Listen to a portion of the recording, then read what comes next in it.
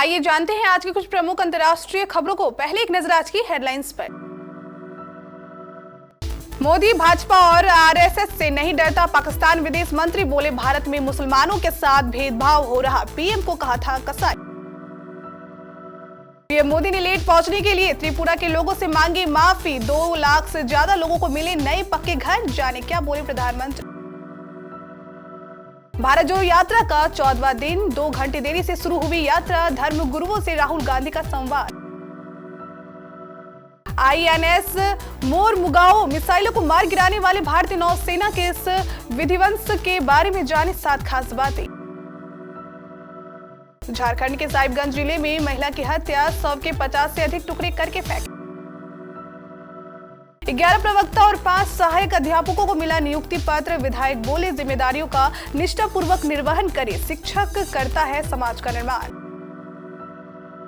नेपाल में नई सरकार के लिए 1 हफ्ते का समय, देवबा के पास सबसे ज्यादा सीटें, पूर्व पीएम प्रचंड बोले मेरे पास सरकार की चाबी।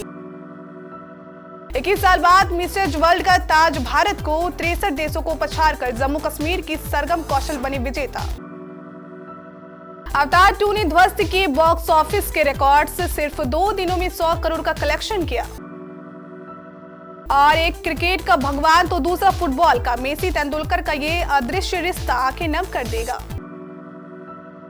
पाकिस्तान के विदेश मंत्री बिलावल भुट्टो ने फिर विवादित बयान दिया है। उन्होंने कहा है कि मैं भारत के प्रधानमंत्री नरेंद्र मोदी, उनकी पार्टी भाजपा और आरएसएस से नहीं डरता। बिलावल ने यह भी कहा है कि उन्होंने 2 दिन पहले जो कहा था वो इतिहास के हिसाब से था और इतिहास को मिटाना काफी मुश्किल होता है। बता दें कि 2 दिन पहले गुरुवार को बिलावल भुट्टो ने संयुक्त राष्ट्र सुरक्षा परिषद में कहा था कि ओसामा बिन लादेन तो मर गया, लेकिन गुजरात का कसाई अभी जिंदा है और वह भारत का प्रधानमंत्री है। इसके बाद भाजपा कार्यकर्ताओं ने बिलावल के खिलाफ शनिवार को देश भर में विरोध प्रदर्शन किया था। उन्होंने पाकिस्तानी दूतावास के बाहर भी प्रदर्शन किया था। प्रधानमंत्री नरेंद्र मोदी रविवार को अपने पूर्वोत्तर दौरे के तहत मेघालय में विभिन्न परियोजनाओं का उद्घाटन और शिलान्यास करने के बाद त्रिपुरा पहुंचे। यहां भी पीएम मोदी ने विभिन्न परियोजनाओं का उद्घाटन किया। उन्होंने इस दौरान प्रधानमंत्री आवास योजना के तहत 2 लाख से ज्यादा लाभार्थियों के लिए गृह प्रवेश कार्यक्रम की शुरुआत की और कहा कि त्रिपुरा में कनेक्टिविटी और बुनियादी ढांचा परियोजनाओं पर हजारों करोड़ रुपए खर्च किए जा रहे हैं। प्रधानमंत्री मोदी ने कहा कि सरकार का ध्यान त्रिपुरा के सर्वांगीण विकास पर है और शुरू की गई परियोजनाओं से राज्य के विकास को गति मिलेगी।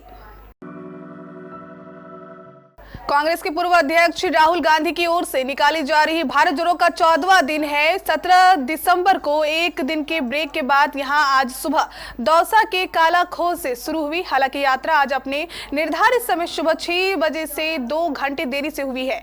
राहुल गांधी के दिल्ली से दौसा पहुंचने के चलते यात्रा 2 घंटे देरी से शुरू हुई थी। यात्रा की शुरुआत वैदिक मंत्रोच्चारण के साथ हुई, जिसमें मुख्यमंत्री अशोक गहलोत, प्रदेश कांग्रेस के अध्यक्ष गोविंद सिंह डोटासरा, पूर्व डिप्टी सीएम सचिन पायलट, लोकसभा में पार्टी के नेता अधीर रंजन चौधरी, कैबिनेट मंत्री प्रसादी लाल मीणा, मुरारी मीणा, ममता भूपेश सहित कई अन्य मंत्री और विधायक भारत जोड़ो यात्रा में राहुल गांधी के साथ चल रहे हैं। भारतीय रक्षा मंत्री राजनाथ सिंह की मौजूदगी में P-15B मिसाइल विध्वंसक युद्धपोत रविवार को भारतीय नौसेना के बेड़े में शामिल हुआ।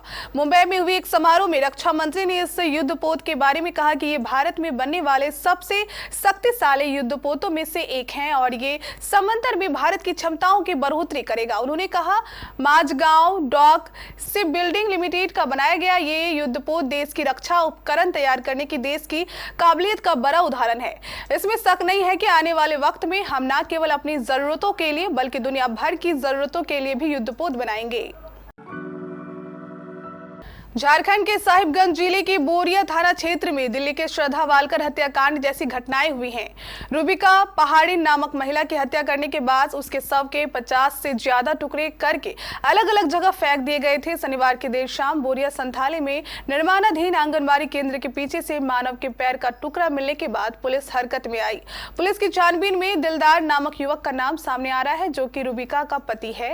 हालांकि पुलिस अभी इसकी पुष्टि नहीं कर रही है। छानबीन के दौरान पास के ही एक बंद घर से बोरे में रखा मांस का टुकड़ा मिला। सूचना मिलने पर रात में ही एसपी अनुरंजन किस्पोटा दल बल के साथ बोरिया थाना पहुंचे।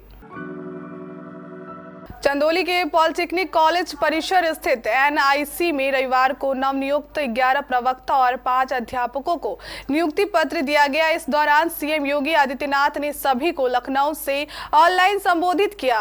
मुगलसराय विधायक रमेश जायसवाल ने सभी को नियुक्ति पत्र देने के साथ ही निष्ठापूर्वक जिम्मेदारियों का निर्वहन करने का सुझाव दिया। साथ ही शासन की मंशा के अनुरूप स्कूल में छात्रों को पढ़ाने पर जोर दिया।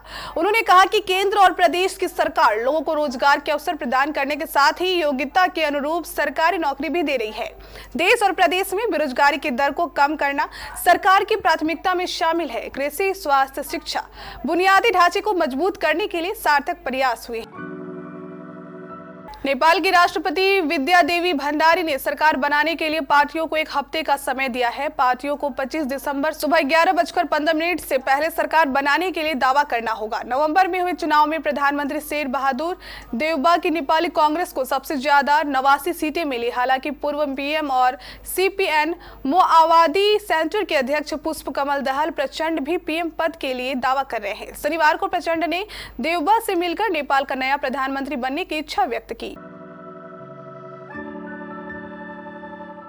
सरगम कौशल ने मिसेज वर्ल्ड का खिताब अपने नाम कर लिया। 21 साल बाद ये ताज भारत वापस आया है। इस मुकाबले में दुनिया भर के 63 देशों की महिलाओं ने हिस्सा लिया था, जिनमें से सरगम कौशल ने जीत हासिल की है। जम्मू कश्मीर के रहने वाले सरगम प्रोफेशनल से टीचर हैं। उन्होंने नेवी के एक ऑफिसर से 2018 में शादी की है। सरगम ने अपनी कामयाबी का क्रेडिट अपने पिता और पति को दिया है। मिसेज इंडिया प्रेजेंट के ऑफिशियल इंस्टाग्राम हैंडल पर उसकी अनाउंसमेंट की गई है। यहाँ क्राउनिंग मोमेंट की एक झलक शेयर करते हुए लिखा गया है, लंबा इंतजार अब खत्म हुआ।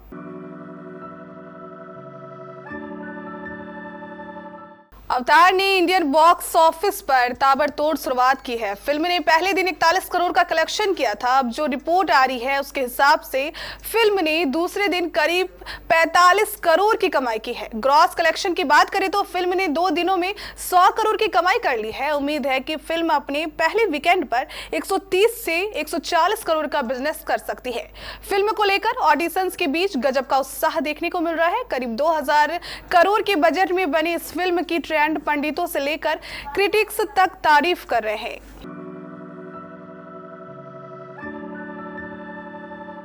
भारत क्रिकेट लिविंग नेशन है। हिंदुस्तान में ये गेम धर्म की तरह पूजा जाता है, जिसके भगवान कहलाते हैं सचिन तेंदुलकर। फुटबॉल में यही रुतबा लियोनेल मेसी को हासिल है। इंडिया समेत दुनिया भर में उनके फैंस हैं। अब सभी चाहने वालों का दुआएं रंग ला चुकी है। लियोनेल मेसी ने अपना पहला वर्ल्ड कप जीत लिया है। बीती देर रात फ्रांस का गुरूर चकनाचूर कर दिया। अर्जेंटीना की इस जीत में मेसी छाए रहे। मेसी के इस जीत से सचिन तेंदुलकर भी गदगद है। दोनों खिलाड़ियों के बीच गजब का संयोग है।